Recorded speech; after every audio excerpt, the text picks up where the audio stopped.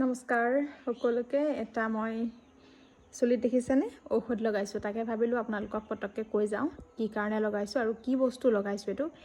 এয়া আচলতে চুলিৰ কাৰণে খুব ভাল বুলি কয়। মই পিছে প্ৰথমবাৰ লগাইছোঁ, ভাবিলোঁ আপোনালোকে ক'বচোন কোনোবাই লগাইছে যদি, সুফল পাইছে মোক জনাব। এইখিনি হৈছে আমলখি। কেঁচা আমলখিখিনি অকণমান থৈ দিলোঁ কেইদিনমান, তাৰপিছতে গেলিবলৈ আৰম্ভ কৰিলে। এতিয়া আজি মিক্সিত দি পেলাই মই এইখিনি গুড়া কৰি এনেকৈ লগাই দিছোঁ। পূৰা দেখিছেনে এইফালে সোমাই গৈছে আৰু ভেচভেচীয়া হৈ গৈছে চুলি। প্ৰথম চুলিখিনি ধুই ল'লোঁ, ধুই পেলাই যেতিয়া শুকালে এতিয়া আকৌ লগাই দিছোঁ।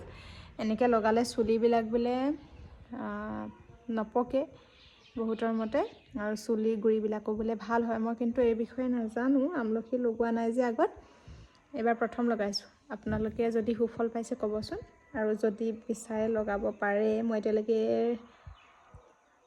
ৰিভিউটো দিব নোৱাৰিম, কাৰণ মই প্ৰথমবাৰ লগাইছোঁ যিহেতু। এইফালে গোটেই বাগৰি গৈছে আমলখি, যিহেতু চেকা যে, বগা চাদৰ পিন্ধি আছোঁ, চেকাই লাগি যাব নহ'লে।